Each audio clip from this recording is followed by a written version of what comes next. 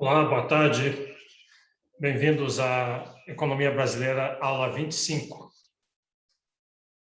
E hoje nós temos uma aula sobre rent seeking e também sobre social choice,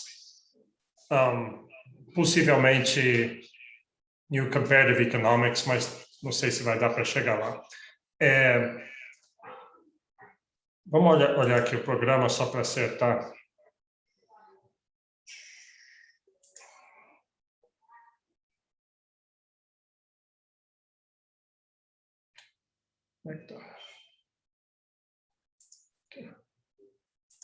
Nós estamos chegando na reta final, então vou botar o programa aqui. Hoje vai ser, então, nós já fizemos identidade na última aula. Deixa eu admitir aqui. Essa aula, então, vai ter Rent Seeking Social Choice. Tem uma apresentação e dois debatedores. O paper Lisboa e Latifi. Várias pessoas fizeram comentários, então acho que esse aqui pode ser um que vai ser meio animado. E daí, se der tempo, a gente já entra. Várias pessoas fizeram comentário também já sobre esse paper aqui do New Comparative Economics. Se não der tempo, a gente faz esse junto com a simetria de informação na próxima aula. E aí, o jeito que eu estou pensando, a gente acaba segunda-feira com pobreza e líderes, faz os dois juntos na mesma aula. Pobreza eu nem vou falar a respeito, vai ser só a apresentação do trabalho e a discussão. Não porque não seja importante, mas é só porque eu não tenho muito a adicionar sobre isso. E líderes também a gente vai ver relativamente rápido e tem uma apresentação ali. Então, com isso a gente acabaria as aulas na próxima segunda, e aí tem uma prova que vocês vão fazer, eu vou dar um tempo para vocês fazerem a prova, e aí a gente completa. Aqui já está bastante avançado, a gente já está naquela fase de fadiga, né? Fadiga de fim de disciplina. A gente começa o semestre todo animado, e eu ainda estou animado com isso aqui, já tenho um certo ânimo funcionando aqui, mas é natural que essa altura comece a dar isso. Eu falei segunda, né? Terça-feira, tem razão. A gente acaba na terça-feira. Tem aula hoje, quinta, e daí terça-feira que vem. Professor, desculpa, sobre qual assunto que vai ser a aula de quinta-feira? Quinta-feira vai ser a simetria de informação. Então, tem esse meu paper aqui sobre MST, mas provavelmente esse New Comparative Economics aqui também vai ficar aqui. E aí tem essa apresentação sobre pesquisa afetar política, que alguém vai fazer. Certo, eu queria tirar uma dúvida mais procedimental, se a gente pode entregar dois comentários sobre textos diferentes, mas na mesma aula. Sim, se são de textos diferentes, pode, claro. Certo. Então, qualquer desses textos do 16 para baixo, qualquer um está valendo ainda. E vamos ver hoje. Ô, professor, diga. Você pode falar como vai ser a prova, mais ou menos? Adiantar alguma coisa? A prova vai ser... vai ter talvez 3 perguntas para você escolher duas. E aí você vai escrever... a pergunta vai ser bem não específica. Ela não tem uma resposta específica certa. A resposta de todo mundo para a mesma pergunta vai ser diferente. Ela vai permitir você usar sua criatividade com esses temas, conceitos, jeitão que a gente viu na sala de aula. Então, de certa forma, você nem tem como estudar para a prova. Como eu vou estudar para a prova? O jeito de estudar para a prova é ter lido os textos e vindo para a aula, né? Então, é uma prova, para esse tipo de matéria, não faz sentido eu fazer uma prova e perguntar o que fulaninho disse e tal, defina tal conceito. É mais eu levanto a bola para vocês mostrarem tudo que vocês sabem, né? Então, onde conta muito originalidade e demonstrar, conhecer vários temas diferentes. Professor, Uhum. uma dúvida. Eu estava olhando aqui os comentários e só constam 4 comentários dos 5 que eu fiz. Você confirmou todos. Está faltando um aqui. É porque você ainda não colocou tudo? Não, devo ter falhado, deve ser falha minha. Esse processo de eu receber eu recebo o controle de vocês, eu tenho que dar recebido, eu ainda imprimo, né? Eu nem devia dizer isso, porque ecologicamente é errado, eu imprimo, porque eu quero ter eles perto de mim durante a aula, porque às vezes tem um comentário, mas eu imprimo dos dois lados, então eu economizo o papel, pelo menos por ali. Aí eu salvo eles, daí eu tenho que dar baixa aqui que é a minha tabelinha com todos que todos fizeram, e daí eu ainda, de vez em quando, eu pego os comentários todos e jogo no Google Drive. Então, tem uns 7 ou 8 passos e eu acabo perdendo um ou outro. Mas não se preocupe que, no final, assim, se eu achar você só tem 4, eu vou lá olhar no arquivo, ver se eu esqueci de dar baixa aqui, e se não tiver em nenhum dos dois lugares, eu mando um e-mail para você e pergunto, por que você não... Ou eu procuro nos meus e-mails primeiro. Então, se você mandou para mim e eu não está aparecendo ainda, no final você vai ter uma chance de provar que eu errei em algum lugar nesse negócio. Em todo caso, já vou dar uma olhada no seu hoje. Hoje eu já acertei várias pessoas que eu passei um tempo acertando isso aqui. Tá bom, obrigada. Tá, então, só para acertar aqui. Então, hoje temos Thaís e Débora apresentando, Cláudia, debatendo tem a Cláudia e o Fernando. Tá? Então, tem isso, mas depois eu vou abrir para... Como esse é sobre Brasil e é um negócio mais... acontecimentos correntes e é um pouquinho mais ideológico, talvez, tem bastante sentimentos mais fortes sobre isso, então vou dar uma chance para todo mundo, quem quiser falar sobre isso aqui. Antes disso, eu vou falar um pouquinho sobre rent seeking, vai ser muito rápido, eu vou, assim, uns 10 minutos só para falar um pouquinho a ideia de rent seeking, falar um pouco sobre essa literatura, e depois da apresentação, daí eu vou fazer o paper do Weingast e do Shepsley, que tem a ver, porque o rent seeking tem a ver com escolha pública, public choice, né? É a sociedade escolhendo a alocação de recursos. Deixa eu acertar isso aqui. Deixa eu acertar minha câmera aqui. É a sociedade determinando a alocação de recursos, então tem a ver com social choice. E aí eu fiquei de fazer o sorteio dos livros. Eu vou fazer isso na próxima aula, porque hoje eu quero ver se eu acabo, eu tenho que acabar pelo menos antes das 3h30, então o sorteio eu faço na próxima aula.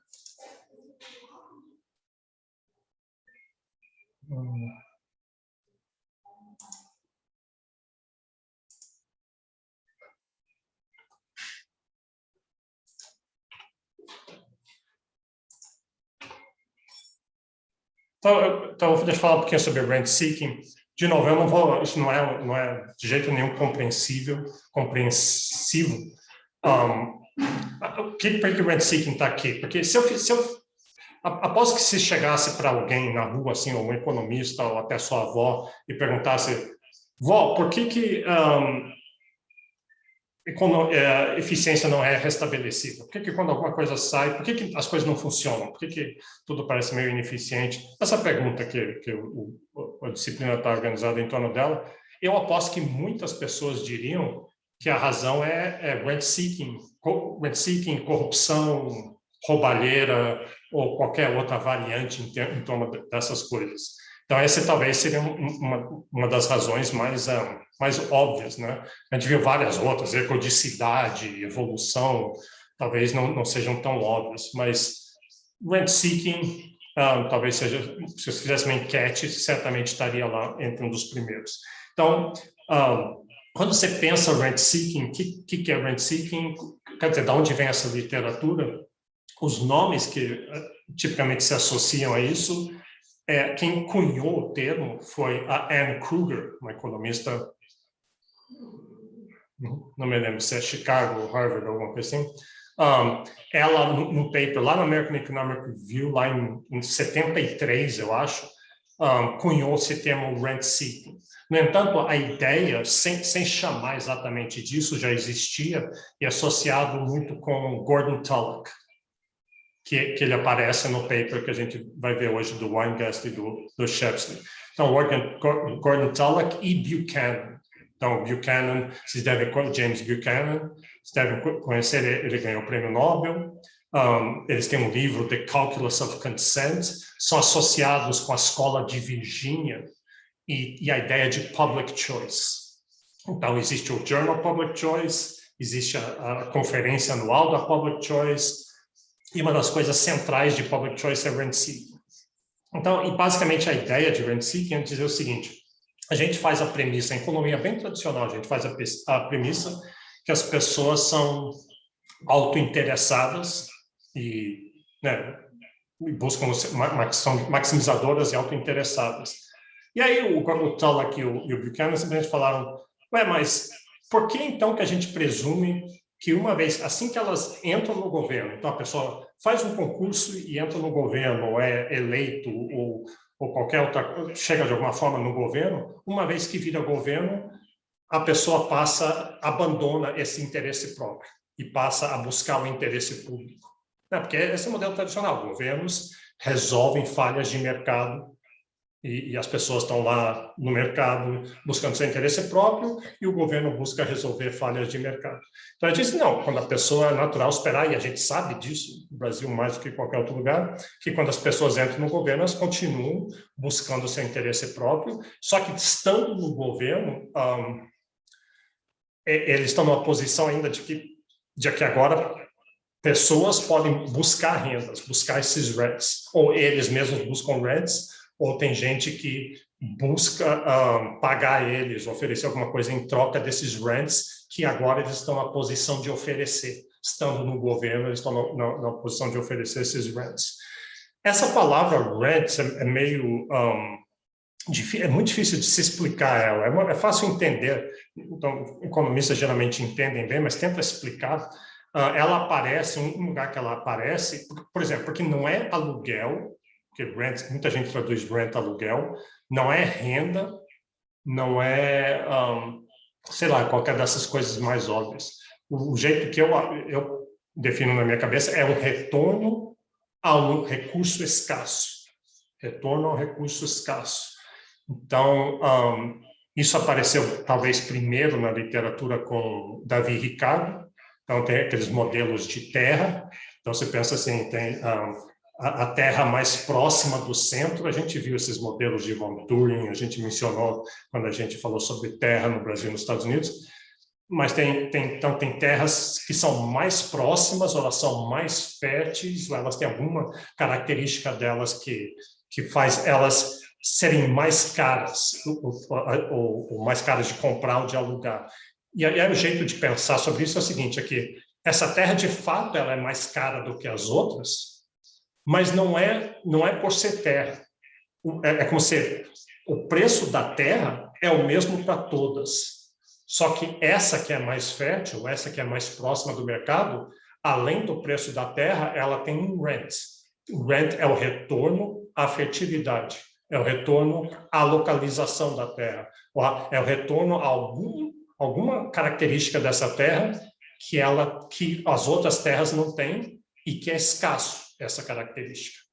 Porque se não fosse escasso, teria competição e o rent não valeria nada.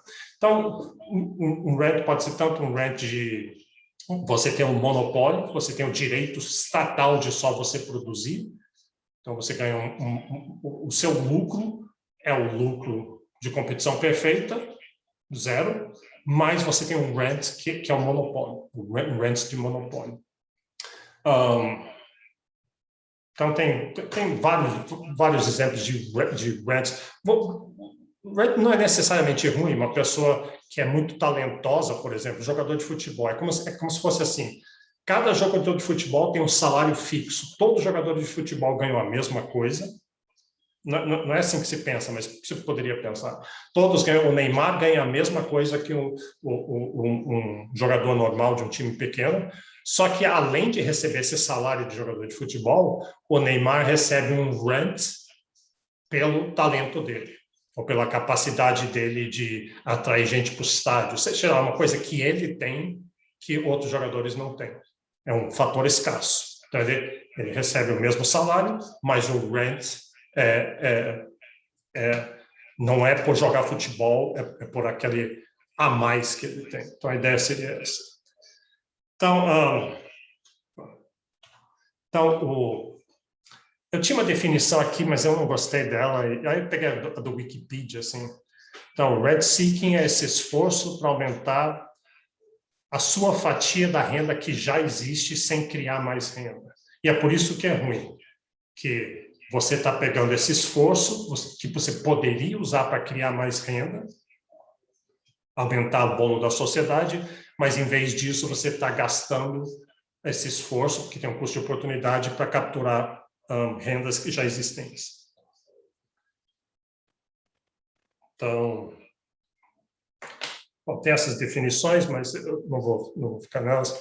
Um exemplo que eu vi, acho que até ouvi do próprio Gordon Tullock falando isso, é assim, tem um fazendeiro e ele tem uma estrada passando a propriedade dele, em vez de plantar milho, usar o trator dele para plantar coisas e criar, e gerar riqueza, ele faz um buraco na lama, na estrada, e aí fica esperando os carros atolarem lá, aí ele usa o trator dele para tirar os carros. Ele criou o problema para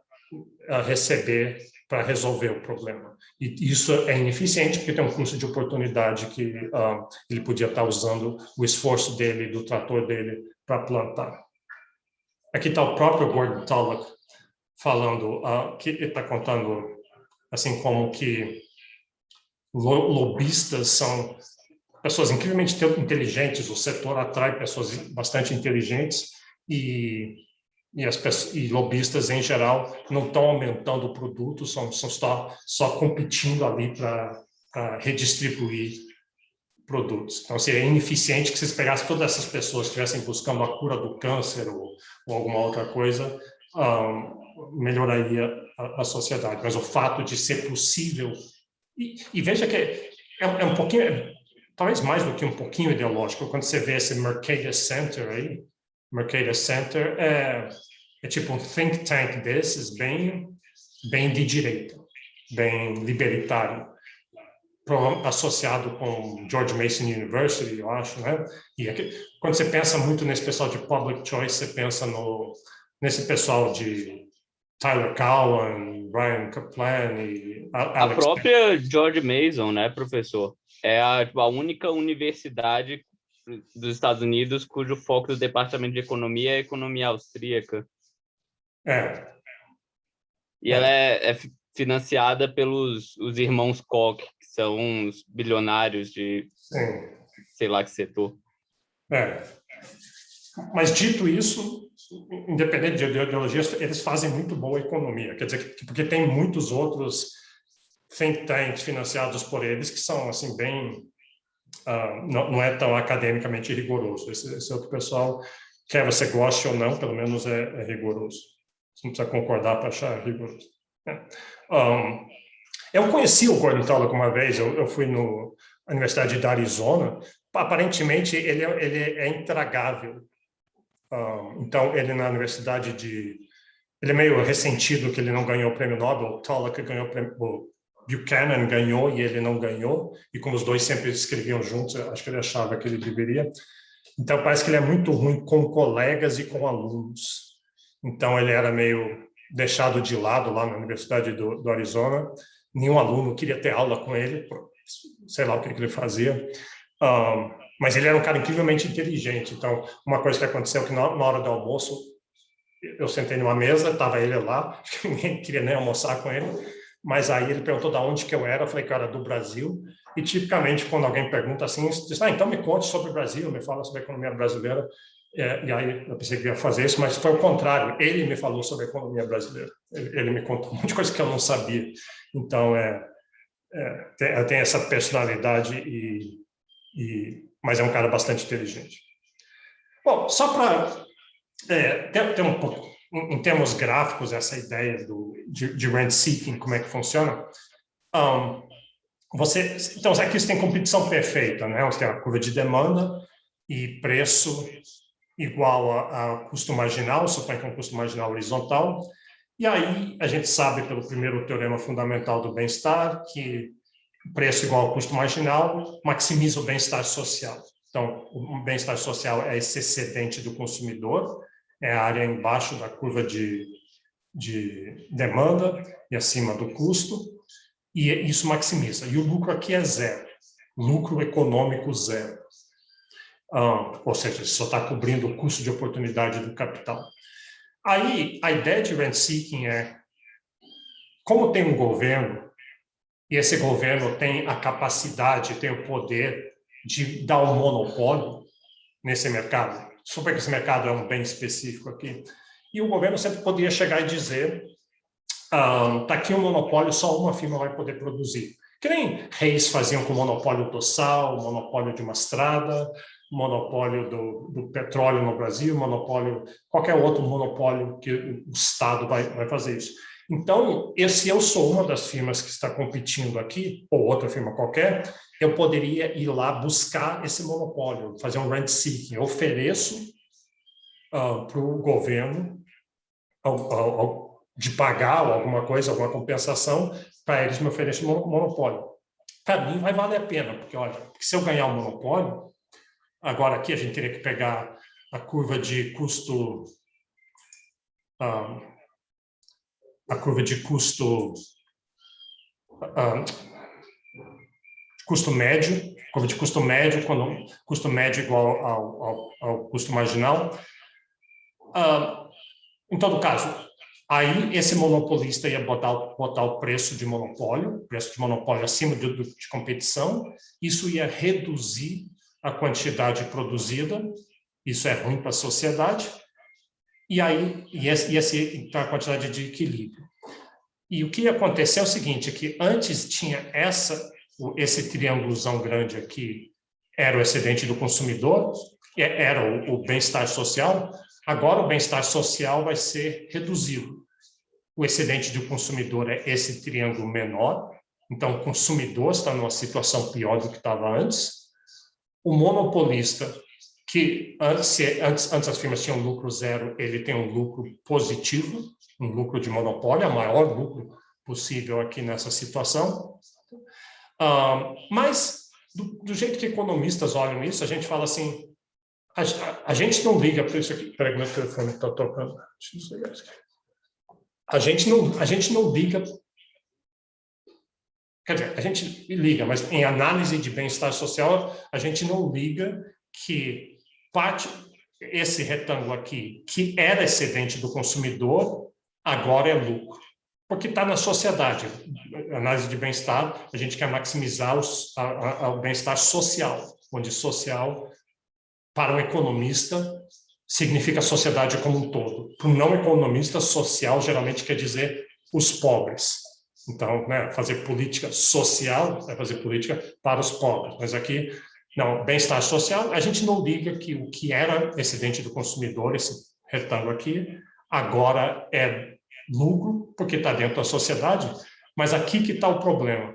Aqui que está o problema é que esse triângulo aqui, que era excedente do consumidor, agora sumiu. Não é de ninguém, porque essas unidades aqui não estão sendo consumidas. Isso é um deadweight loss, é uma perda de peso morto, e a gente considera isso uma ineficiência. Então, é por isso que o economista não gosta de monopólios. Não é porque alguém está ganhando dinheiro, não é porque tem lucro, porque muitas vezes, para muita gente, o monopolista está ganhando dinheiro, ele está com lucro grande, mas para um economista não é isso. O problema é que você diminuiu o bolo total, né? Então, isso chama também os triângulos de Harbinger, e é uma medida da ineficiência que vem com rent seeking. Então, rent seeking gera uma ineficiência. Não é porque alguém está ganhando rents, alguém está recebendo alguma coisa, é que para receber, ele está gerando uma ineficiência. Aí eu botei só de curiosidade aqui, esse é um trabalho do Giacomo Balbinotto, do Rio Grande do Sul, da URGS, que eu não sei se, ele não mediu, ele fez uma meta-estudo de medidas desse custo, né? Qual seria o tamanho da ineficiência gerada por rent seeking? E tem o paper famoso da Ann Kruger que eu falei aqui, e estimativas bem variadas. E a gente nunca tem até umas bem pequenas aqui, mas o ponto é que existe esse custo, existe essa ineficiência. Dá para tentar medir isso aqui. O paper da Ann Kruger é bem interessante, é um estudo de casos sobre políticas de defesa da indústria açucareira americana. Então, é uma indústria ineficiente, ela produz um açúcar de beterraba ruim, quando o Brasil, Cuba e outros países produzem açúcar muito melhor e estão dispostos a vender para os Estados Unidos muito mais barato, mas a indústria, mas tem um histórico nos Estados Unidos de captura por parte de uma indústria açucareira americana extremamente pequena, que ganha esses subsídios e protecionismo e tarifas e vários outros rents que eles conseguiram, e que é meio irônico, porque você pensar o seguinte, a indústria alimentícia perde com isso, porque a indústria alimentícia é compradora de açúcar, o consumidor americano perde com isso. Então, como é que um grupo tão pequeno, você pensaria, qual o poder que um grupo tão pequeno tem diante da indústria alimentícia, diante dos votos dos consumidores? Mas, no entanto, o estudo dela mostra como essa indústria pequena, e isso é uma regularidade. Grupos pequenos têm mais facilidade de capturar esse tipo de benesse, especialmente porque eles se organizam mais fácil. Alguns de vocês citaram Mancur Olson, o livro A Lógica da Ação Coletiva, e esse tipo de razão explica por que grupos pequenos conseguem capturar. Tem um custo baixo de se organizar, mas especialmente ela mostra como que, assim, sempre que tem esforços para reduzir esses benefícios para esse grupo, aí vem, não é assim que você zera, você tira as políticas anteriores e você vem com uma nova política do açúcar americano. Ela diz que assim, é quase arqueológico, você vai adicionando, fazendo puxadinhos nas leis, vai ficando... É tão complicado, uma coisa montada e misturada em cima das outras, que ninguém consegue entender, ninguém consegue ver exatamente o que está acontecendo, mas a proteção continua lá. Você pode imaginar, assim, para o Brasil deve ter muitos desses tipos de coisa, em previdência, em leis trabalhistas e várias outras coisas. O próprio setor sucroalcooleiro aqui no Brasil é totalmente rent-seeker. Sim. A política foi criada nesse sentido e até hoje tem muito benefício fiscal, não diria que quebraria se não fosse isso, mas é muito rent-seeking que a gente vê atualmente. É um bom exemplo esse que você deu, porque eu me lembro, quando eu era garoto no Brasil, todo mundo sabia disso, porque tinha os famosos... Pró-álcool. Não, mas tinha... Como é que chamavam os barões? Não, usineiro. Tinha os usineiros, eles eram muito visíveis, sabe? O usineiro, ricaço, com carros, ele aparecia na televisão, era um personagem de novela, o usineiro, e todo mundo via aquilo como um símbolo do atraso brasileiro. Engraçado que um outro que tinha disso era bicheiro, que no Rio de Janeiro tinha jogo do bicho, e muita gente, a gente tinha essa noção na nossa cabeça que o Brasil não vai para frente porque tem usineiros e tem bicheiros, e eles são tão poderosos e controlam tanto. Mas você vê que são dois grupos que, pelo menos aquelas figuras saíram, mas o rent-seeking continua lá, e agora de um jeito invisível, um jeito que não é tão óbvio, não está em novelas e tudo mais. E é muito interessante que eles atuam quando é benéfico, né, para ter os benefícios fiscais, ter as políticas dele, e quando prejudica, eles entram com ação no judiciário para ganhar. Então, naquela época que a gasolina estava, a Petrobras estava segurando o preço de gasolina, eles têm ações milionárias contra a Petrobras para receber ressarcimento porque o setor deles foi afetado. Então, é incrível, assim, a capacidade de organização deles é infinita. Então, só para acabar isso aqui, eu tenho duas curiosidades sobre o rent seeking que eu achei. Uma é essa aqui que ele chama do Tulloch's Paradox. Lobby nos Estados Unidos, e tem alguém que até mencionou, a Maria Salete até perguntou, que nos Estados Unidos lobby é legalizado, você tem carteirinha de lobista. No Brasil, não, lobby é considerado ilegal, mas podia muito bem ser legalizado, talvez fosse melhor legalizar para ter algumas regras. Mas nos Estados Unidos, o lobby é uma indústria, tem um cálculo aqui, um chute de 3,5 bilhões de dólares por ano. Pegando o salário, você vai naquela K Street que fica atrás da Casa Branca, tem o L Street, tem o K Street. K Street é só escritório de lobby. Aqueles restaurantes, todo mundo nas mesas que você vai ver lá é lobista levando um deputado para almoçar, alguma coisa, tudo legalizado, tudo é supostamente legalizado. No entanto, o governo dos Estados Unidos concede subsídios, incentivos e outros rents ao tom de mais de 100 bilhões por ano. Então, a conta não fecha, porque a ideia é que no rent seeking, você imagina que vamos ver o gráfico aqui. Os rents aqui são esse retângulo aqui. Essa é a quantidade que a firma estaria disposta a pagar para ser um monopolista. Então, tipicamente, ela vai dissipar parte desses rents, dando isso para quem tem a chave, para o político, o cara que indica, o cara que cria o monopólio, ou para o Congresso, seja lá quem for. Então, aqui essa conta não está fechando, porque só se está dissipando 3,5 bilhões quando o tamanho do tesouro, do pote, é de 100 bilhões. Então, é um investimento muito bom. Lobby é um investimento muito bom, porque tem competição baixa pelo tamanho do bolo. Então, a pergunta dele, o paradoxo, é por que não tem mais rent seeking? Porque no mundo perfeito você estaria disposto a pagar quase todo o rent, exceto um pedacinho para você estar melhor. E ele próprio põe 4 explicações possíveis. Primeiro, porque o rent seeking é uma loteria, não é só você que está competindo, tem outros. Então, você tem que ponderar pela probabilidade de você ganhar. Então, só ali já é uma boa explicação. Além disso, tem toda essa parte de log rolling, para o político que vai ofertar aquilo ali. Ninguém tem o poder absoluto de ofertar um monopólio, por exemplo. Ele vai ter que pressionar os outros. Então, talvez uma ditadura, assim, o rei dando o monopólio do sal pode ser.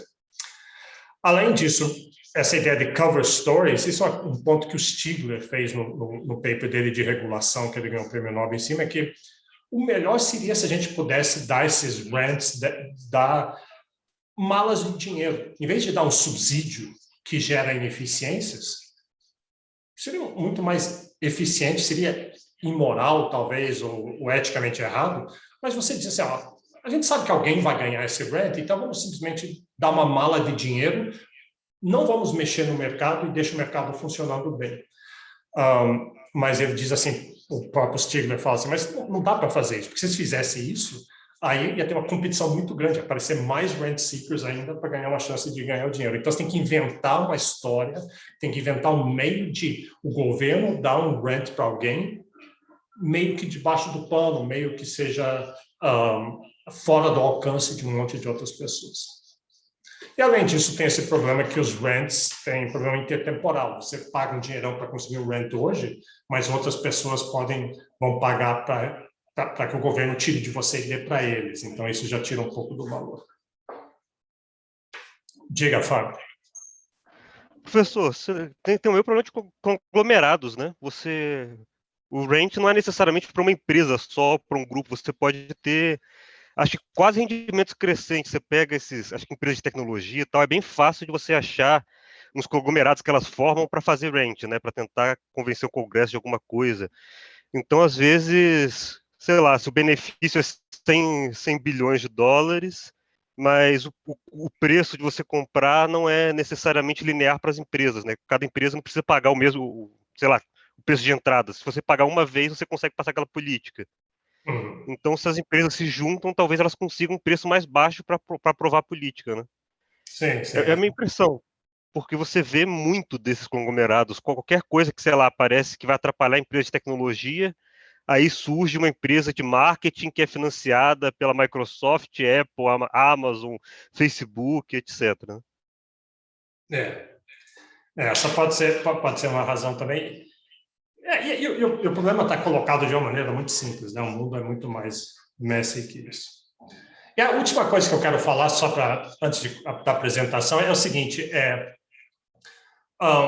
esse aqui é um exemplo, eu vi isso no Econ Talk, um exemplo de mesmo quando você faz um esforço imenso para não gerar rents, não tem corrupção nenhuma, não tem rents, não tem desonestidade nenhuma, só boa intenção, mesmo assim rents dão um jeito de aparecer. E parece que isso aqui é verdade. Os Estados Unidos têm um programa do governo de revitalização municipal.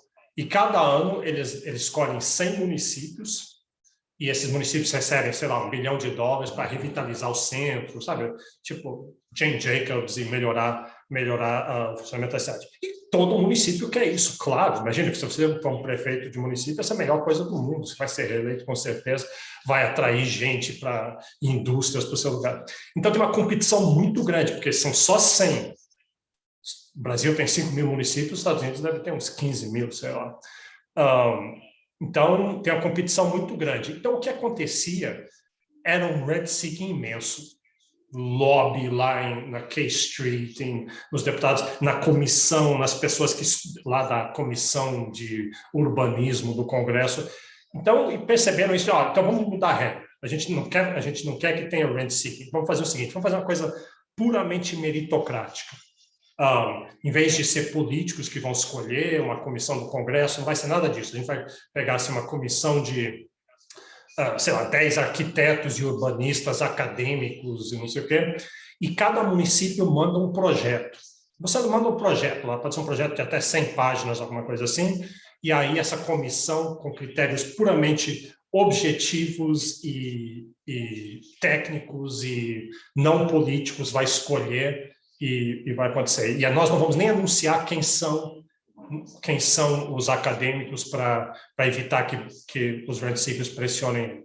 Aí o que aconteceu na prática foi que, agora que você não podia competir via essa margem de pressionar os políticos, pressionar quem decidia, os municípios passaram a gastar esse dinheiro, continuam querendo buscar os rents ainda existem, então só que vão buscar fazendo um projeto cada vez melhor. Então, vamos gastar $1 milhão para fazer o projeto, em vez de botar o estagiário ali para fazer o projeto e depois o prefeito dá uma olhada, não. Vamos contratar a empresa de marketing melhor, que tem papel de melhor qualidade, fotos e não sei o quê. Então, no final, continua o rent-seeking de qualquer jeito. Pelo menos essa história que contava. Sem intenção de ninguém fazer isso.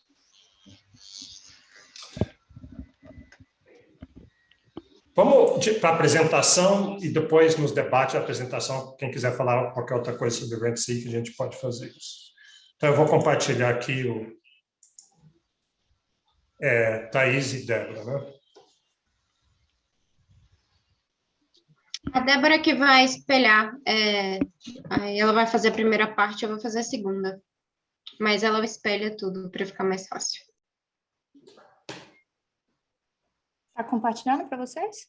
Sim. Vamos lá? Tá. Deixa eu diminuir essa aqui.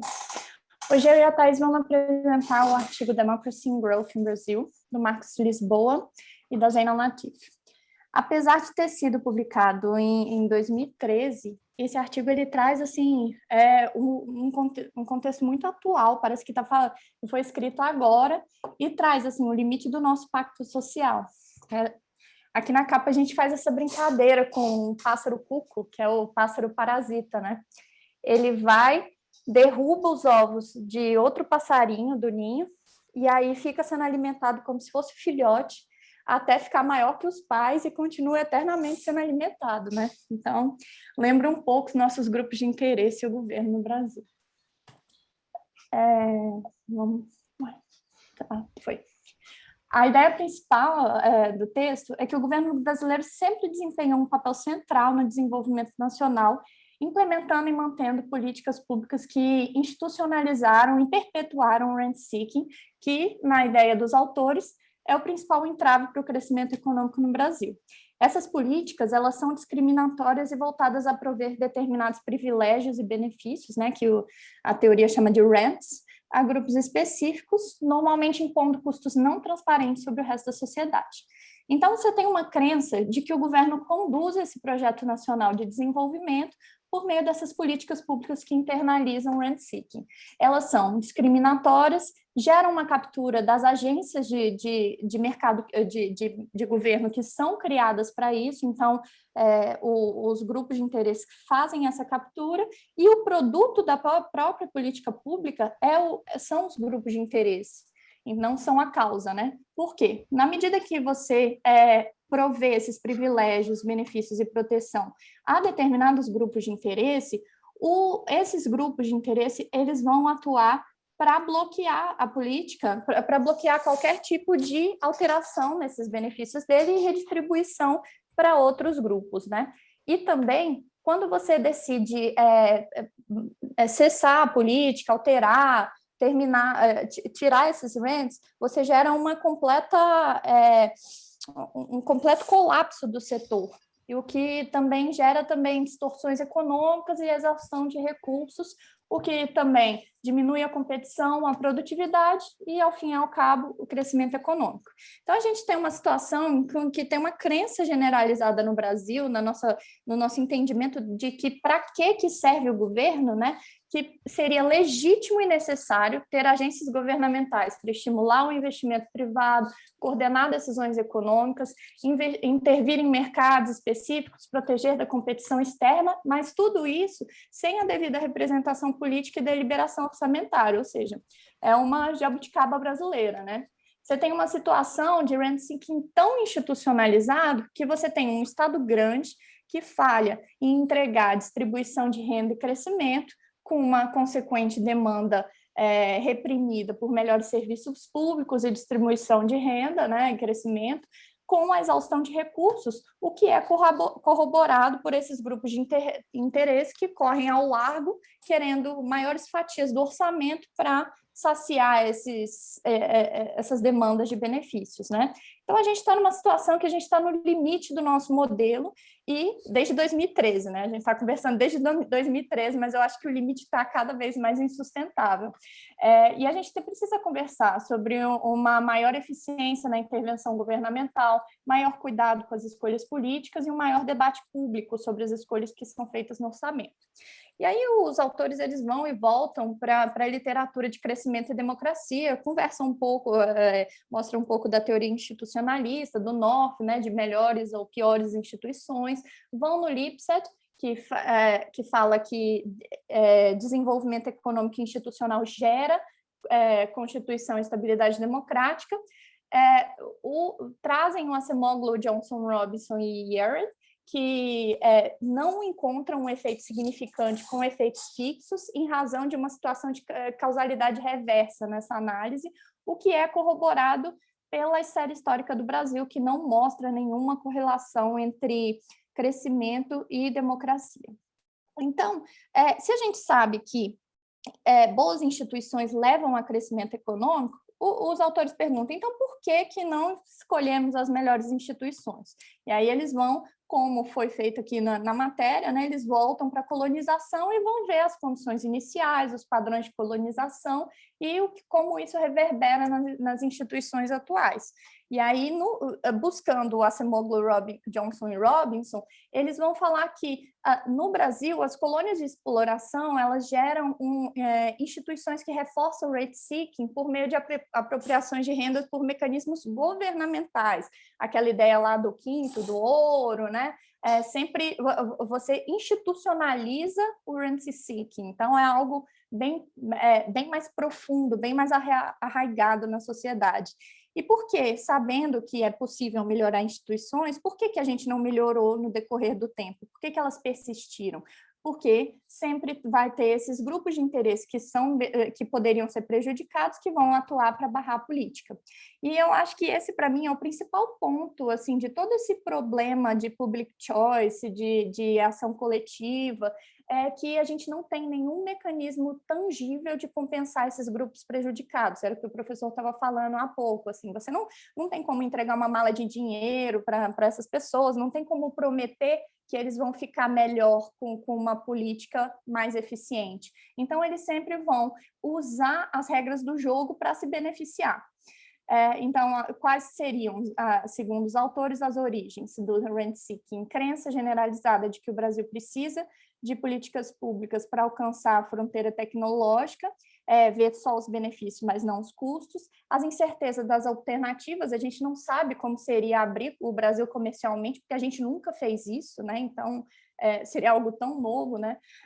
Políticas públicas criam grupos localizados que bloqueiam mudança e a opacidade e custos escondidos que não possibilitam análise de custo-benefício entre as escolhas, né?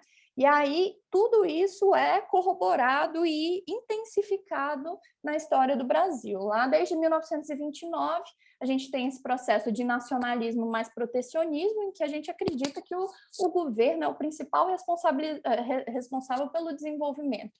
E aí, na ditadura Vargas, entre 30 e 45, o governo passa a tomar decisões econômicas e mediar conflitos sociais, tomar decisões de investimento, de alocação de recursos, o que limita essa negociação privada. O que era a mão invisível do Estado, aqui no Brasil, é a mão invisível do governo, que vai suprir essas falhas de coordenação por meio de uma intervenção econômica que, por vezes, arbitra preço, restringe quantidades.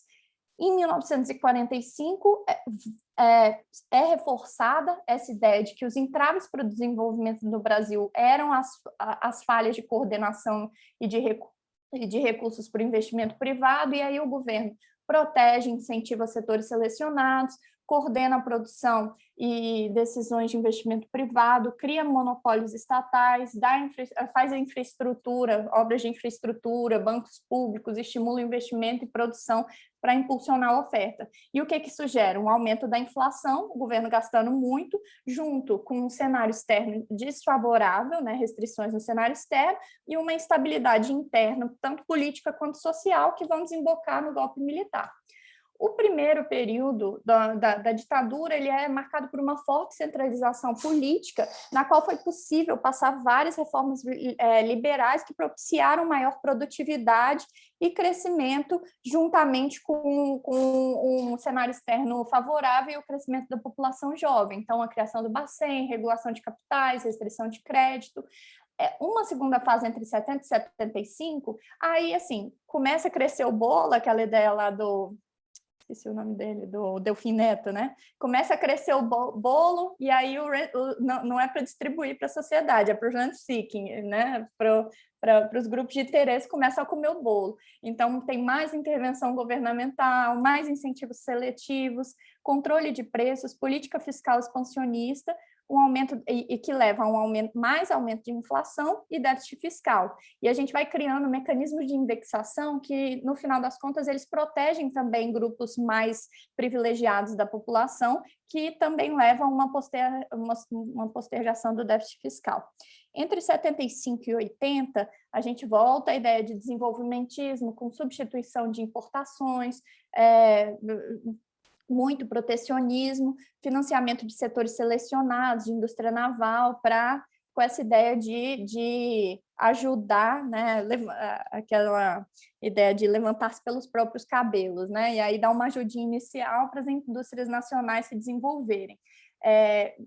Você aumenta os processos de indexação, gerando uma inflação disfuncional. Em 80, 85, né, a década perdida, você tem uma severa crise com o colapso do modelo de desenvolvimento nacional e acaba levando a uma série de reformas voltadas à redemocratização. E aí, nesse contexto de aumento da pressão por participação política e social, estabilidade de preços, crescimento, redução de desigualdade, você está ali no momento em que você está tentando controlar, por um lado, a inflação e também com uma instabilidade política muito grande, não conseguiu, num primeiro momento, fazer muitas ações.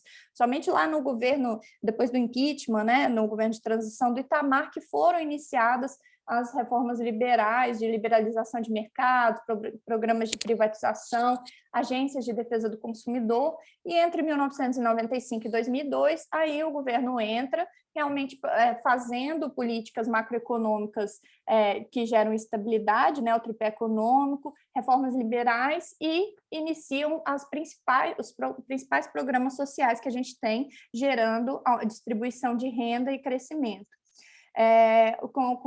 E aí você volta a ter, a partir do momento que a gente começa a crescer, voltam as transferências governamentais, aí há um aumento pela demanda de rents, novos grupos sociais emergentes que antes da redemocratização eles estavam sufocados, né, pela ditadura, agora eles demandam rents também, né?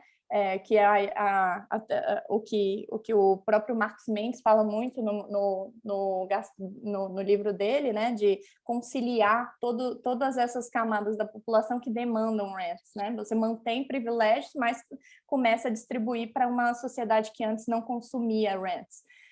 E 2006 a 2010 volta a ideia de desenvolvimentismo nacionalista para combater a crise de 2008, com mecanismos de rent-seeking, distorções de mercado, transferências monetárias, incentivos fiscais via BNDES, o que novamente leva a uma menor produtividade, aumento do gasto público e menor crescimento econômico, inflação e demandas sociais reprimidas. Então, a gente cai sempre nesse paradoxo entre democracia e rent-seeking. Quanto mais rent-seeking, menor crescimento e maior frustração da sociedade, com menos recursos disponíveis para o rent-seeking. Então, a gente sempre fica nesse ciclo, né? Quando cresce um pouquinho, aí tem mais demanda de rent-seeking, diminui o crescimento, e aí você não tem, fica difícil redistribuir rent-seeking. Pode ir, Thaís. Bom, nessa segunda parte eles começam com uma seção específica que fala um pouco da evolução da educação, né? Que teria sido um dos benefícios da redemocratização no Brasil, que com a Constituição de 88 teria garantido acesso universal à educação. Os gastos cresceram bastante e a gente tem um nível de gasto muito próximo dos países da OCDE, mas uma qualidade da educação propriamente muito pequena, né? Então, levanta muitos questionamentos sobre a qualidade do gasto, né? A questão não seria muito aumentar mais o gasto em educação, mas melhorar essa qualidade. Pode passar, Débora. Então, acho que essa é a parte maior do texto, né? Essa seção em que ele explica os mecanismos de rent-seeking no Brasil, né? E como na democracia eles se manifestam. E aí seriam 4 grupos principais, eu vou falar de cada um deles a seguir. Acho que pode passar. O primeiro seria via impostos e transferências, né? Bom, a efetividade da política fiscal depende da qualidade do gasto e da simplicidade do sistema tributário, e o Brasil falha nos dois, né? O rent-seeking enfraquece a efetividade da política fiscal porque reduz os recursos disponíveis para investimentos e gastos sociais produtivos e, além de tudo, produz um sistema tributário distorsivo. A gente tem, historicamente, no Brasil, apesar desse crescimento pós-redemocratização, a gente teve um gasto baixo em educação, saúde, distribuição de renda, e a carga tributária também era baixa. Mas depois da estabilização da inflação e com a expansão das transferências governamentais, tanto o gasto como a carga tributária cresceu muito. Eu até peguei os dados atualizados pelo FMI, a gente está hoje com 40% de carga tributária total e 45% de gasto nominal. A gente gasta muito mais do que muito país rico e arrecada muito mais também, no entanto, a gente entrega muito pouco, né? O Brasil figura aí entre o 131º de 144 países na extensão e efeito da taxação global pelo Global Competitiveness Report. E a elevada complexidade, né, que está refletida nesses dados aí, decorre, por exemplo, de um grande número de isenções fiscais. Hoje, o dado atualizado pela Receita é de 4,5% do PIB, só em isenção fiscal da União, né? Então, é 22% da carga tributária, então quase um quarto da nossa carga tributária a gente entrega para empresas e grupos específicos, e se você vai ver a quantidade, são mais de 100 benefícios, assim, é uma loucura, e beneficiando grupos pequenos, às vezes a um custo muito baixinho para cada desoneração específica, mas que efetivamente não entregam nada para a sociedade. Né?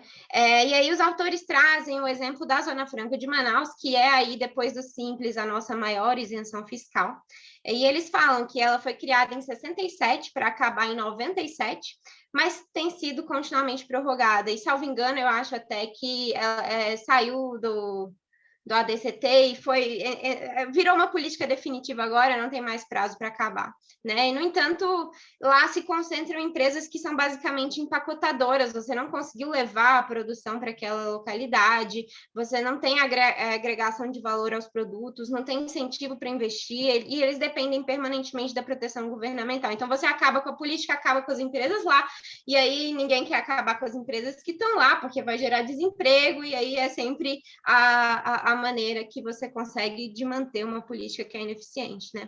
Nesse mesmo sentido aí, vale dizer da desoneração da folha de pagamentos, né? Que foi uma política criada lá em 2012 para gerar emprego, acabou não gerando os empregos que se esperava, mas tem sido continuamente renovada e a gente está nessa briga agora de novo para isso. Pode passar, né? Bom, transferências compulsórias fora do orçamento, né? Uma característica muito grande do Brasil são essas capacidades do governo de criar umas contribuições que a gente chama de parafiscais sobre indivíduos e firmas e transferir os recursos diretamente a grupos de interesse específicos, né? Então, a gente não passa pelo orçamento, não estando sujeito à discussão do Congresso ou escrutínio da sociedade, você não tem transparência nenhuma do que aquilo está gerando de fato para a sociedade. E aí os exemplos são o Sistema S e FGTS, depois nos comentários a gente pode discutir mais, porque senão eu vou passar muito meu tempo. Pode passar, Débora.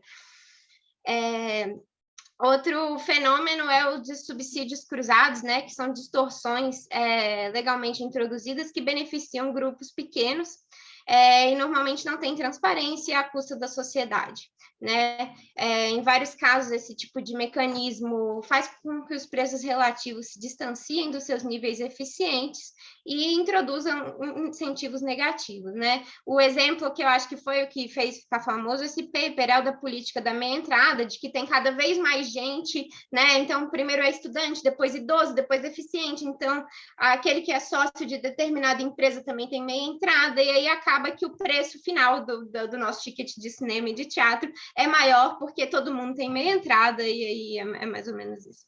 Né? Um outro exemplo muito grande é o papel do BNDES, e aí você teve recentemente aí a TJLP, que tentou corrigir um pouquinho essa distorção, mas, de novo, não vai dar tempo de falar. E a Previdência, eu acho que é o maior exemplo de todos nesse sentido, e principalmente a Previdência dos militares agora, que teve essa alteração recente, que deixou isso um pouco mais explícito. Pode passar, Débora. Por fim, o último mecanismo que os autores trazem de rent-seeking no Brasil é de protecionismo comercial, né? Que é voltado a setores específicos e são caracterizados por tarifas de importação e barreiras não tarifárias que são não usuais em comparação a outros países, né? Além de tudo, são muito complexas e, em muitos casos, limitam o acesso a produtos estrangeiros ao mercado brasileiro. Isso acaba gerando baixa produtividade, baixa competitividade interna e prejuízos ao consumidor. Apesar dos esforços de abertura na década de 80, o Brasil ainda é uma economia muito fechada, principalmente quando comparado com países de renda parecida. Acho que um exemplo muito importante são as políticas de conteúdo local de petróleo e gás, que em 2017 passaram por uma reforma muito importante, e que basicamente se exigia um percentual excessivamente alto de insumos nacionais nos leilões de petróleo e gás. Isso acaba inviabilizando o investimento e atrasando a exploração dos campos de pré-sal no momento da alta do petróleo. E a gente acabou... a Petrobras acabou atrasando 2 anos e meio a exploração de Libra por causa disso, enfim, depois a gente comenta com mais calma. Por fim, a última sessão é sobre a democracia, né? Então, onde que o Brasil está?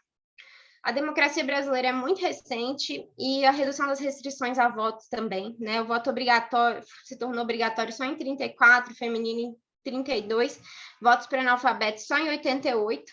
Esse gráfico aí reflete a proporção da população votante ao longo do tempo, então demorou muito para você ter um cenário mais ou menos parecido com o resto do mundo, né? Acho que até o professor trouxe uns dados comparando com os Estados Unidos em aulas anteriores, e esse cenário de restrição mudou muito lentamente na República. Pode passar, Débora.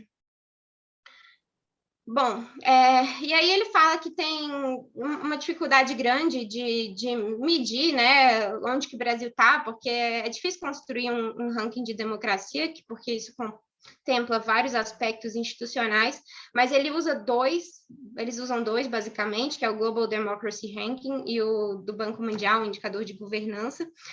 E, basicamente, assim, segundo o Global Democracy Ranking, o Brasil está mais ou menos numa posição intermediária entre países de renda parecida, de subdesenvolvidos, né? E no indicador de governança do Banco Mundial, o Brasil está numa posição estável, mais ou menos, desde 96. Né? O Chile é muito melhor que a gente em todas as dimensões, e a gente não conseguiu diminuir a distância ao longo do tempo. E a explicação dos autores para isso não é só que a democracia é recente, enfim, eles acham que não é essa a explicação. Né? A democracia melhorou, mas ainda está muito longe de um conceito amplo de democracia do que se espera, e isso está muito por causa da falta de transparência em algumas políticas e pelas políticas de rent-seeking espalhadas e generalizadas que afetam negativamente as políticas econômicas. Pode passar. Bom, então, a característica do desenvolvimento econômico do Brasil é que é um governo grande, com muitas agências e mecanismos de intervenção, que mede e regula as relações econômicas em uma extensão que é pouco verificada em países de renda média. Então, os autores propõem esse termo de rent-seeking, que seria um processo político peculiar em que demandas sociais são frequentemente descentralizadas e endereçadas fora do orçamento, e seus custos são difusos na sociedade. A democracia não foi capaz de mudar esse modus operandi, né? Mas ela democratizou alguns privilégios. Mas, assim, apesar de ter alguns aspectos negativos, também tem positivos, porque a gente estendeu benefícios sociais antes subrepresentados, enfim. E a democracia contribuiu para a construção de instituições mais sólidas. As reformas são mais difíceis de implementar, mas elas também são mais resilientes. Então, acabar com a centralidade do rent-seeking no Brasil seria essencial para aumentar o investimento e o crescimento potencial, e a transparência é essencial para permitir instituições democráticas discutirem e deliberarem sobre as políticas governamentais e avaliarem seus resultados. Aí ele propõe, basicamente, uma agenda de transparência, monitoramento e avaliação das políticas. Né? E aí eu achei muito legal essa frase final do artigo que coloquei em destaque ali em cima, que é basicamente: alimentar um cupim pequeno pode parecer um ato generoso sob um custo negligenciável, mas se os cupins são muitos e a sociedade só decide alimentá-lo um de cada vez, no final pode ser que ele alimente muitos e muitos podem erodir uma casa. Enfim, acho que é essa a mensagem, e acaba com outra figurinha do cu. Obrigado, Débora, obrigado, Thaís. Então, nós temos 2 debatedores, que é a Cláudia e o Fernando. Vamos nessa ordem, Cláudia e Fernando. E vamos. Está com a chuva bem grande aqui, espero que não falte luz. Se eu sumir, é porque aqui costuma faltar luz, mas aí eu dou um jeito de voltar. Então, vamos lá. Cláudia, por favor. Eu queria parabenizar a Débora e a Thais, né, pela excelente apresentação, né, foi bem esclarecedora, e queria destacar alguns pontos, né, de quando eu li aí o artigo, o que eu achei, né, minhas impressões.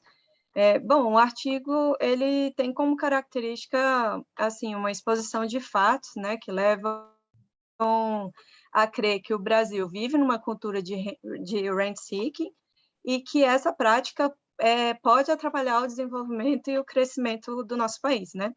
De fato, né, é apresentado exatamente uma situação que acho que todos nós conhecemos, que a gente tem um grande governo, as várias agências, mecanismos de intervenção que permeiam e regulam as relações econômicas e sociais numa extensão que realmente é fora das proporções apresentadas em outros países, né?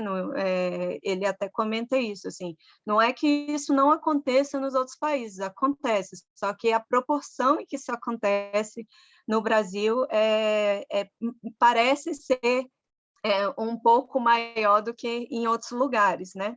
Então, ele coloca, né, como a Débora bem colocou aí, que as instituições extrativistas, né, e o período de colonização no país, né, de não ter sido de ter sido um regime político autoritário, pode ter, inclusive, facilitado, né, essa questão do rate-seeking no Brasil, a questão também da crença, né, dominante de que para o Brasil crescer, né, e superar o subdesenvolvimento é necessário um papel coordenado do governo nas decisões, né, de investimento e tudo mais. Uma coisa que, né, só um gancho assim, o Lipset ele sugere, né, que a democracia ela foi criada e consolidada por um amplo processo de modernização, e o Barro ele fala que o aumento em várias medidas, né, de padrão de vida prevêem que, né, que se você melhora a questão econômica, você melhora a democracia, né? Em contraste, ele mesmo afirma que nas democracias onde surge, não tem um desenvolvimento econômico prévio, né, as democracias não tendem a durar. O próprio Acemoglu também não encontrou, né, as evidências de que havia esse crescimento e renda causa em democracia, mas o contrário, né, a reversa ocorre, né? A democracia tem um efeito sobre o crescimento econômico. E aí a gente viu que mesmo depois da redemocratização, prevalece, né, os privilégios, as proteções e as transferências, né, e que o rate-seeking ele cria incentivo para a autopreservação de alguns grupos de interesse, né, as políticas de rate-seeking não são transparentes para a sociedade, então muitas pessoas na sociedade podem, inclusive, defender, né, esses protecionismos, achando que isso é bom, mas sem perceber ali um custo, qual é o custo para a sociedade disso tudo, né? Então, com relação a isso, né, uma crítica que eu tenho, né, assim, eu acho fantástico o artigo, mas eu acho que o artigo ele vem muito com a parte descritiva, mas ele me falta assim nele a questão dele, né, ele faz afirmações bastante são muito fortes, né? E assim me faltam evidências, né? Eu senti um pouco de falta de evidências, né? Que, né? Modelagem mesmo, né? Coleta de dados e tal para a gente verificar isso. Mas pensando, né? Em relação à questão do que foi apresentado, as meninas, eu sei que as duas trabalham, né? No setor público e atuam aí, inclusive, né, a Débora trabalha em órgão de controle e tudo, né, no TCU. Então, a minha pergunta seria se vocês conseguem identificar situações em que o rent-seeking pode ser caracterizado na administração pública e esse tipo de coisa. Pode começar, Thais. Tá, não vamos responder agora. Deixa o Fernando fazer as perguntas primeiro e depois responde. Não sei se a Débora vai poder responder isso aí, não. Espero que sim, Débora. Fiquei bastante curioso também. Bom, então, boa tarde. Eu queria também começar parabenizando a Débora e a Thaís pela excelente exposição. Vocês fizeram um belíssimo slide que favoreceu muito também o entendimento do texto, e a exposição contemplou praticamente, né, todos os aspectos abordados no texto. Então, parabéns para vocês, foi muito interessante. Eu vou, considerando até o comentário que o professor fez no início, muita gente comentou esse texto, e dado também as observações complementares da Cláudia, eu vou tentar mais uma vez aqui fazer o papel do contraponto. Então, uma visão, volto a dizer, de alguém que não é versado em economia, então, portanto, que tem uma leitura um pouco diferente, meus olhos enxergam talvez coisas que eu estou treinado para ver e que não, eventualmente, são aqueles pontos que vocês enxergam, né? Os economistas enxergam em geral. Então, eu começo falando, a primeira coisa quando a gente analisa um texto, né, vale muito a pena buscar a genealogia disso, né? Então, quem escreveu esse texto, quando que ele foi escrito, para quem que ele foi escrito, né? Qual é o público-alvo, qual é a genealogia desse texto, porque ela fala muito. Então, o início da apresentação de vocês, a Débora falou o seguinte, ó, apesar do texto ter sido escrito em 2013, parece que se aplica para hoje. Eu acho que é justamente o contrário. Não é que apesar do texto ter sido escrito em 2013, é justamente por ter sido escrito em 2013. Qual o contexto da escrita desse texto? Esse texto é de julho de 2013, logo depois das manifestações de junho, um momento em que o país pegava fogo, na verdade, e que tudo girava em torno de primeiramente, de uma explosão social que demonstrou em algum momento o fato. Vocês vão se lembrar bem disso, né? O fato catalisador das manifestações de junho de 2013 foi o aumento das passagens de ônibus em São Paulo, né? Então, um aumento de 22 centavos. Só que essas demandas, que eram demandas invocadas por grupos sociais que são utilitários, são pessoas que utilizam os ônibus, não é? São pessoas, portanto, em geral, de baixa renda. Logo, isso se transformou numa questão contra a corrupção. E aí, diante desse movimento de uma questão contra a corrupção, em função do mensalão, de todas as questões do julgamento da ação penal, que estava em pleno vapor também no Supremo Tribunal Federal, essa demanda foi capturada e foi transformada numa demanda por uma diminuição do papel do Estado. Então, naquele momento,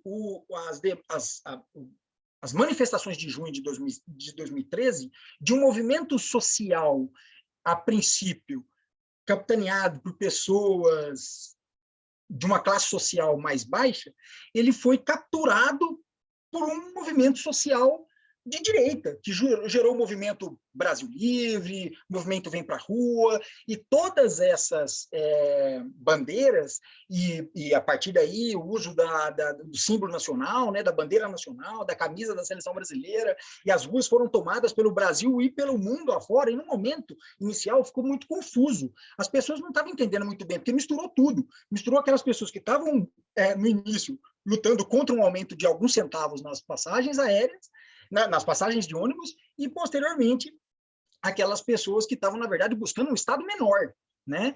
E que demonstrou claramente a sua falibilidade em decorrência da corrupção. E aí surge esse texto. E o texto, nesse caso, ele certamente muito bem embasado, as fontes utilizadas, elas são sólidas da literatura do que a gente vem estudando até agora, né? A literatura institucional, né? Com o North, a literatura de path dependence, quer dizer, solidamente construído a partir de uma base teórica consolidada, mas ele tem alvos certos. E quais são os alvos certos? Ora, a própria autora coloca no título. O primeiro alvo é a democracia. O título é Democracia e Crescimento. E o texto é inteiro sobre rent-seeking. Ela faz as conexões, obviamente, com o impacto que o rent-seeking tem na democracia. Mas ela deixa claro e explícito que uma coisa, que a democracia e o crescimento que a democracia não necessariamente levará ao crescimento nos países pobres. Num contexto em que você tem uma polarização da sociedade, num contexto em que você tem uma demanda por impeachment, num contexto em que você tem uma crescente demanda por um Estado menor, isso é uma sugestibilidade gigantesca e que redundou num governo que é o governo que está governando o Brasil hoje. Então, eu falo isso, e não é uma interpretação só minha, eu vou pegar as palavras da própria autora, né, dos autores, mas eu me refiro especificamente, porque eu li o texto todo vendo a voz da Zeina Latif falando comigo, assim, o tempo todo. Então, ela coloca, eu não anotei as páginas, porque está na minha anotação pessoal, mas logo na parte 2, do capítulo, quando ela fala, especialmente, depois que ela fez aquela introdução e explicou, né, o que são os rent-seekings, e eu estava gostando no começo, de nossa, interessante, isso pode estar bem na explicação da raiz do meu problema da tese, lá na ditadura e tal, como o professor Bernardo sabe, nós conversamos, aí de repente mudou tudo, aí Growth versus Democracy in the Economic Literature, aí ela fala, né, traz o Douglas North e fala, depois de todas essas características de instituições sólidas que levam a um crescimento, aí ela coloca, alguém pode imaginar que democracia seja um desses fatores adicionais. Mas ela mesma responde, mas parece que não é o caso. Ora, um texto desse, escrito com essa afirmativa, nesse contexto, é uma bomba. Não é um texto aleatório. Esse texto não é longe de ser neutro. E aí, depois, ela continua e remarca isso por mais 2 passagens no mesmo parágrafo. Ela continua falando que, quando ela faz uma comparação entre países pobres e países ricos, ela até fala, nos países ricos, de fato, eles têm uma estabilidade democrática.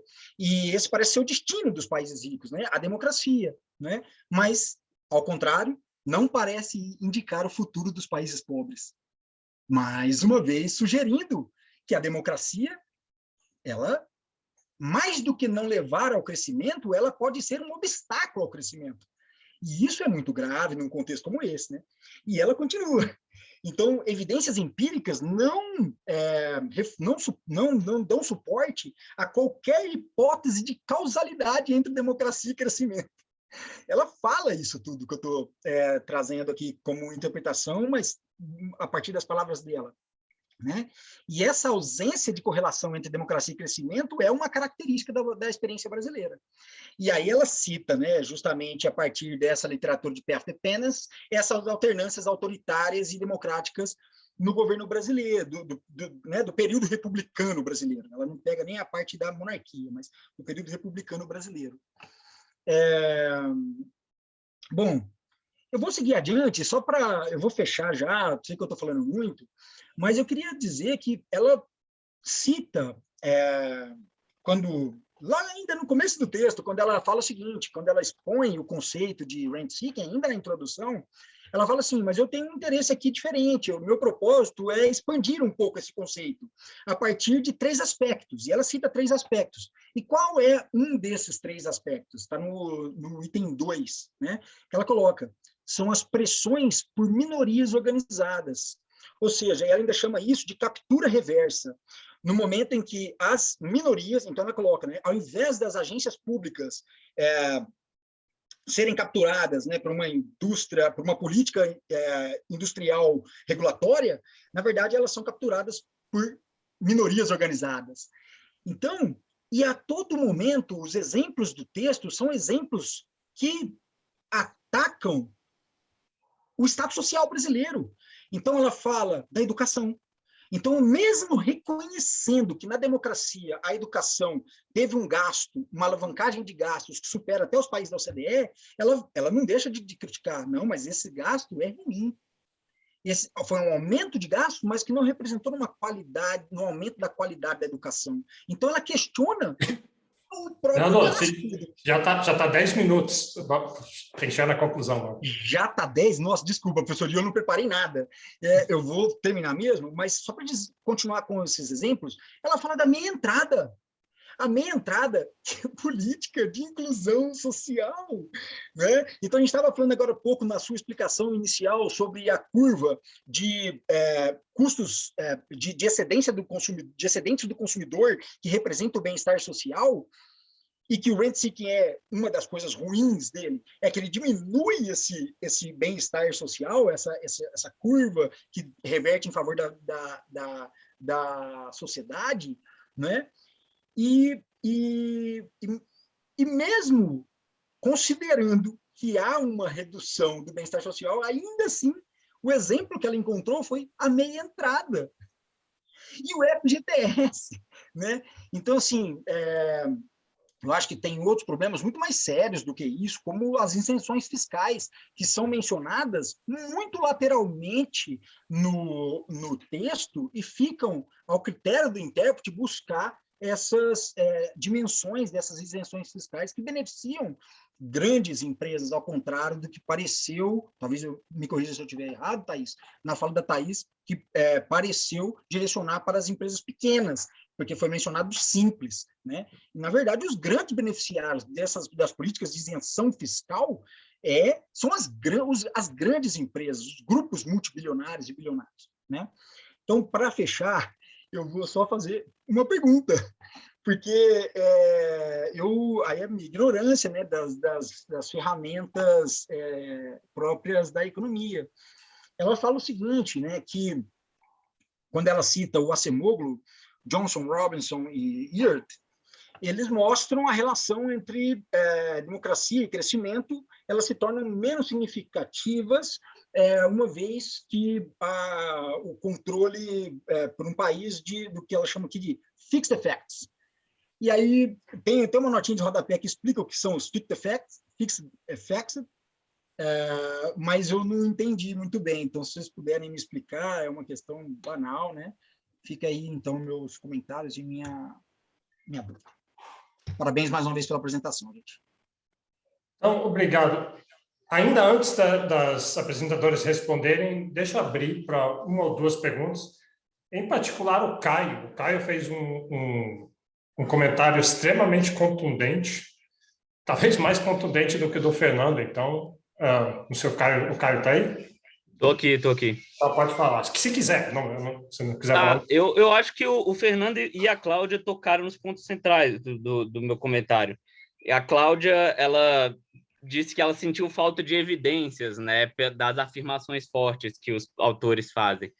Isso casa também com a narrativa do Fernando, que o motivo dessas coisas é a mesma, que simplesmente não é um texto acadêmico. Esse texto ele foi publicado numa conferência do Legatum Center, que é um think tank britânico que é particularmente mal ranqueado nos rankings de transparência de financiamento e que foi super pró-Brexit aí nos últimos anos. Enfim, então, esse texto ele tem um verniz acadêmico para as pessoas poderem citar ele como se fosse uma coisa científica e tal, mas aí ele se aproveita desse verniz para subrepticiamente inserir várias afirmações infundadas. Um ponto, assim, eles já levantaram várias coisas que eu queria levantar, mas um que eu acho que vale a pena destacar é a história que a gente ouve muito de que o crescimento diminuiu depois do ano de 2008. Só que o crescimento do mundo inteiro diminuiu, né? E que é crise econômica mundial. Aí eu peguei os dados do FMI da participação do PIB brasileiro no PIB mundial em paridade de poder de compra. E, na verdade, 2007 a 2011 é o único período nos últimos 26 anos em que a nossa participação no PIB mundial cresceu. Então, ele tá criticando aí e elogiando os períodos anteriores a isso, sendo que quando a gente coloca nossa performance em relação ao mundo, é o contrário do que eles estão narrando. Deixa eu pensar se tem mais alguma coisa. A análise que eles fazem dos nossos gastos em relação ao CDE também é questionável, porque eu olhei só o de saúde, não olhei os outros que eles mencionam. Mas no de saúde, a gente está mal ranqueado per capita, mas está bem ranqueado em proporção do PIB. Em proporção do PIB, nós estamos em 14º. Em per capita, nós estamos em 83º. E, assim, tudo bem, você pode falar que o per capita é mais importante, mas você só apresentar um lado da história, e, aliás, no texto eles nem mencionam que é per capita, eles só falam que estamos nos últimos do ranking, tipo, é um dos que menos gasta. Deixa eu ver se tem mais algum ponto relevante. A questão da FGTS me lembrou muito o texto de comportamental apresentado pelo Matheus e pelo João, da história da poupança forçada, né? E aqui no Brasil, a gente sempre ouviu muito esse discurso crítico, muito não, assim, pelo menos desde 2013, esse discurso crítico ao FGTS, e a literatura de comportamental vem mostrando que poupança forçada talvez não seja uma ideia tão ruim assim, né? Você controla os problemas de autocontrole. Bom, eu fiquei com a impressão de que esse texto pode ter sido a origem daquela história lá da caixa preta do FGTS, né? Que nós ouvimos muito aí nos últimos anos. BNDES, isso. Obrigado, professor. Aí eu fui olhar a linha do tempo da transparência do BNDES no site do banco, e a caixa preta foi completamente aberta em 2015, mas ainda em 2018, na campanha presidencial, estava sendo marretado no nosso ouvido o discurso da caixa preta, que já era transparente. Então, esse texto aí, ele fala dos cupins no final, mas talvez ele tenha sido um cupim que cavou o buraco em que a gente está agora.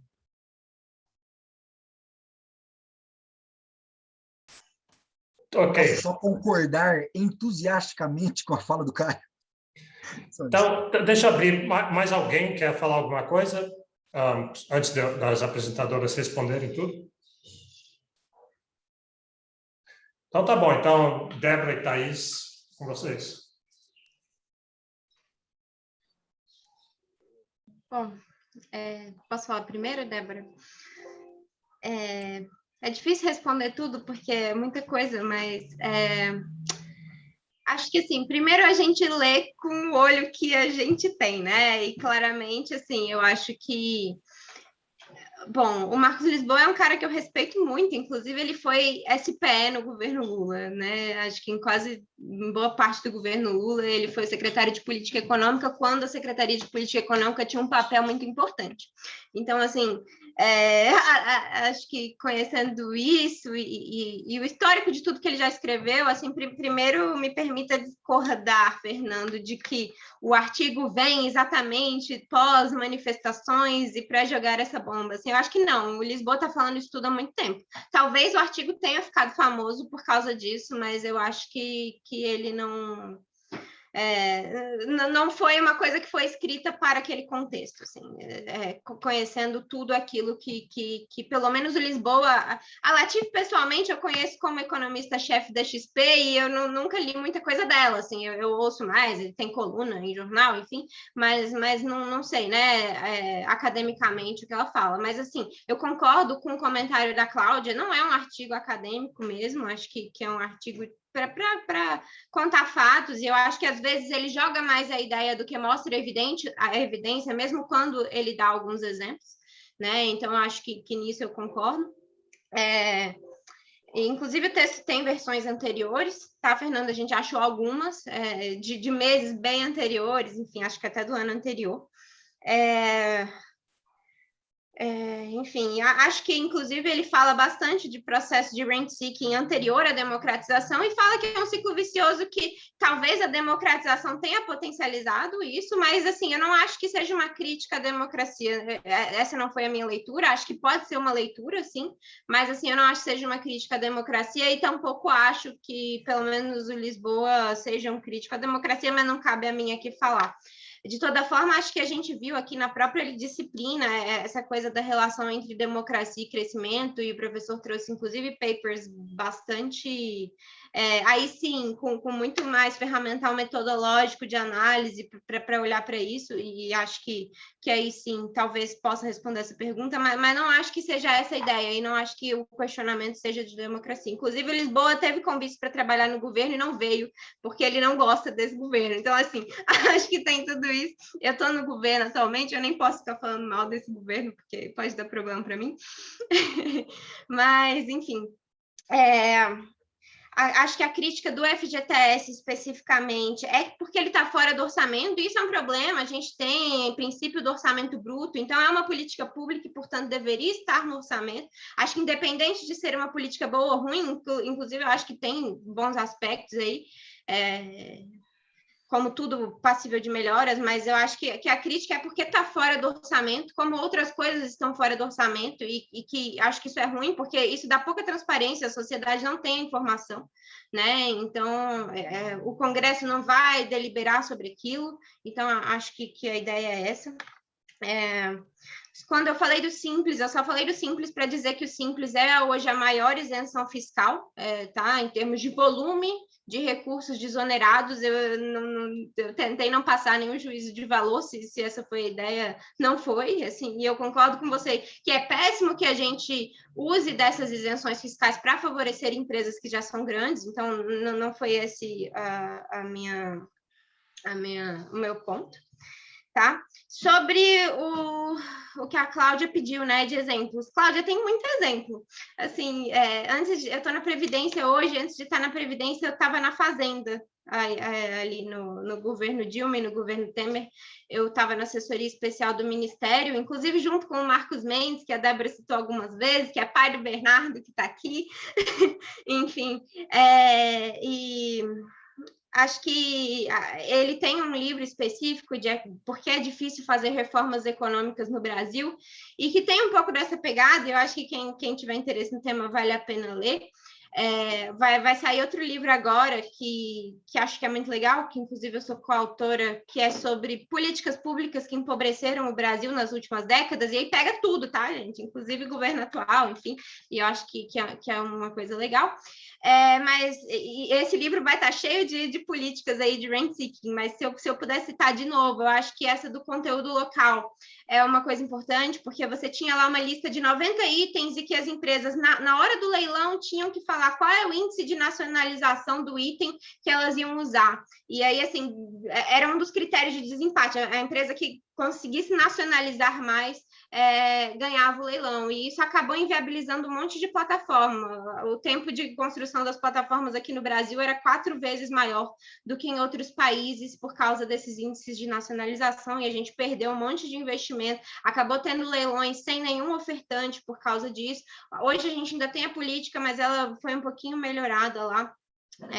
Acho que essa da desoneração da folha é uma política também que foi criada lá em 2012, né? Isso lá na época do governo Dilma, para durar 3 anos, e ela está durando até hoje também por causa disso. Acho que tem setores muito específicos, sei lá, a barra de o cereal de aveia é desonerado, mas a barra de cereal não é. Enfim, tem coisas muito específicas que geram distorções muito grandes. A mesma empresa que produz a mesma coisa, uma parte dela pode estar desonerada e outra não. Isso gera uma complexidade absurda, você favorece setores muito específicos, a imprensa é muito beneficiada, e por isso a imprensa fala muito bem do programa, e isso acaba gerando mais dificuldade de você conseguir acabar com uma política que assim, os estudos assim sérios, pelo menos que eu já li sobre isso, mostram que se você pagasse o salário para aquelas pessoas que você conseguiu gerar emprego, sairia muito mais barato, né? Ao invés de pagar 5 mil por emprego gerado por mês, você geraria 1.000. Então, assim, acho que o Novo Arauto, que acabou virando Rota 2030 agora, é outra política que foi renovada, e que é a mesma coisa de dar isenção fiscal para grandes empresas montadoras, e que tem toda aquela pegada da substituição de importações até hoje. Enfim, acho que eu dei um monte de exemplo, talvez a Débora queira complementar, já falei um monte, mas obrigada. A Thaís, ela teve uma atuação no governo de muito tempo de luta contra os rent seekers, né? Thaís tem muita experiência para compartilhar.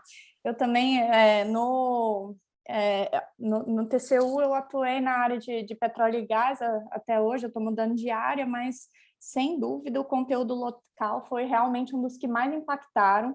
Até hoje, a gente tem problemas, inclusive judiciais, de negociação, com a questão dos waivers, e aí você vai fazendo acochambrados lá para tentar gerar conciliação entre as partes envolvidas, que assim, gera um custo de transação gigante no processo, e acaba que, assim, o peso morto desse processo é gigante, né? Então, outro que eu citei no início da aula foram os incentivos para os sucroalcooleiros. A gente criou um setor com pró-álcool lá desde da década de 70, que vem recebendo incentivos assim, um atrás do outro, e aí quando você acha que vai mudar a política, é mais ou menos o que o Bernardo falou, você mexe de uma forma complexa, que às vezes até aumenta o subsídio, melhora a situação, né? Então, assim, é bem complicado e isso gera assim, vários problemas de avanço em questões de combustíveis mais limpos, assim, que geram menos degradação ambiental, a questão de evolução e tal. E aí, inclusive, eu citei, assim, né, que a gente tem umas ações lá de responsabilização dos gestores da Petrobras por terem mantido preços abaixo do custo e assim, a própria Petrobras tem medo do reconhecimento disso, simplesmente porque tem milhões de ações na justiça dos sucroalcooleiros pedindo ressarcimento da Petrobras pelo fato de ter mantido preços abaixo do mercado. Então, assim, eles atuam de todas as formas e tem muita força de lobby. Um que eu achei que a Thaís ia citar, nem é da minha área, mas na época a duplicata eletrônica, lembra, Thaís? Nossa, foi uma luta, assim, algo simples para você simplificar o processo, os cartórios atuaram para barrar de uma forma incrível, assim. Então, cartório é quase que uma capitania hereditária, né? Eles conseguem manter por meio do lobby vários benefícios, hereditariedade quase, se pudesse, né? Até pouco tempo tinha, você não tem regra assim para sair com expulsória, então para os mais antigos, né? E aí um que a gente tem percebido muito atualmente é a abertura do mercado do refino e do gás natural.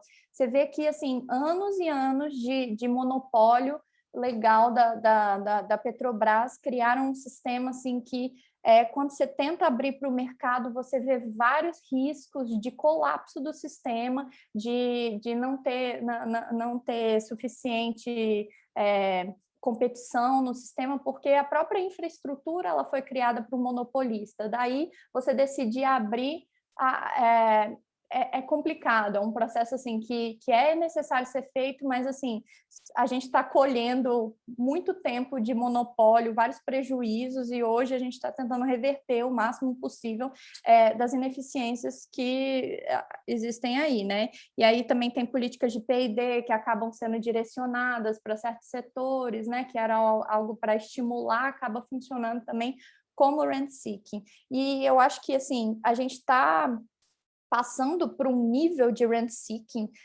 hoje com esse orçamento paralelo que está passando de qualquer limite do que a gente já viu hoje, né? Porque a gente tem várias políticas públicas correndo em paralelo, mas agora o próprio processo orçamentário está passando por um reequilíbrio muito, muito estranho, né? O próprio relator vai lá, diminui despesa obrigatória, que vai ter que ser executada de qualquer forma, redistribui isso em emenda parlamentar e, inclusive, agora, quem está fazendo essa distribuição de PORCs é o próprio presidente da Câmara, né? Lá com aqueles emendas de relator. Isso é muito engraçado, né? Porque antes você tinha uma situação que o próprio presidente ele gerava uma relação lá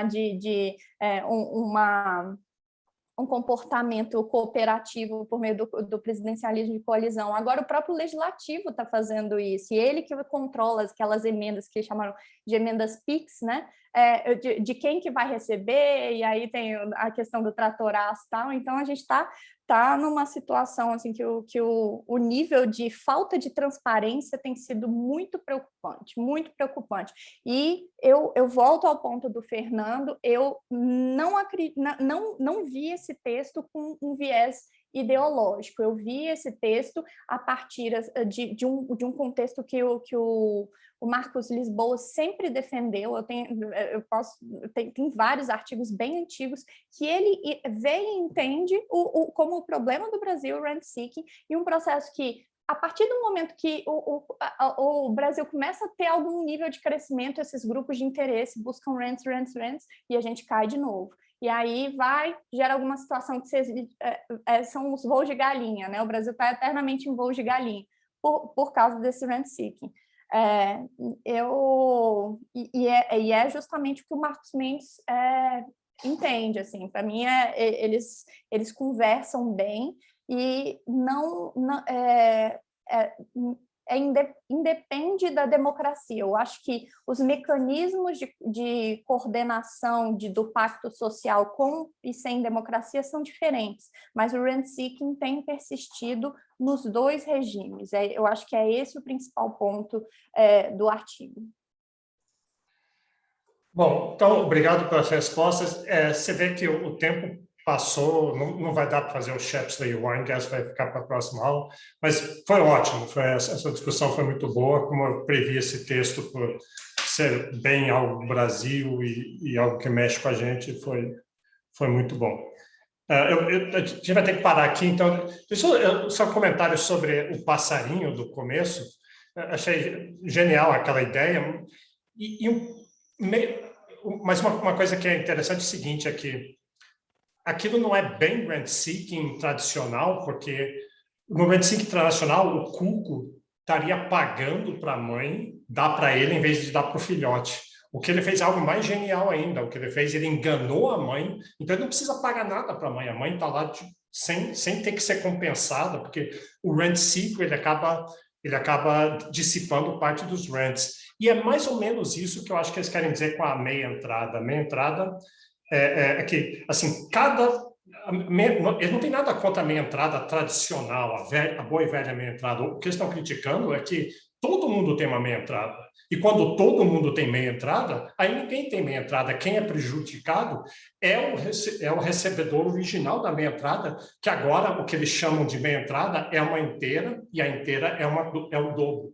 Então, o cara que recebia a meia entrada, o estudante verdadeiro, não tem mais meia entrada. Acho que a crítica é essa. Então, é genial que nem o cuco, você instalar aquilo dentro das instituições e das regras, de modo que o rent-seeker não precisa nem rent-seek mais, já está automático ali, já está tudo, ele não precisa dissipar nem parte dessa renda.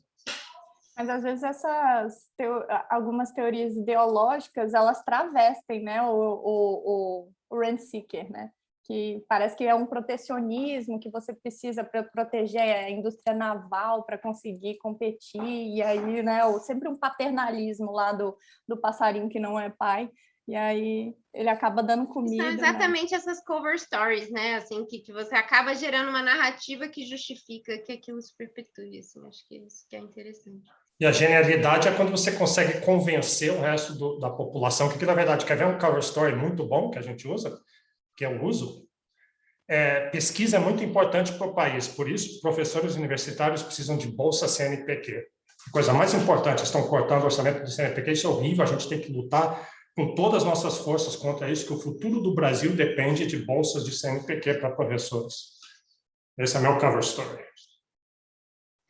Então tá, vamos parar aqui, então a gente faz, na próxima aula vai ter o New Comparative Economics, o Weingast e o Shapsley com Social Choice, e o MST.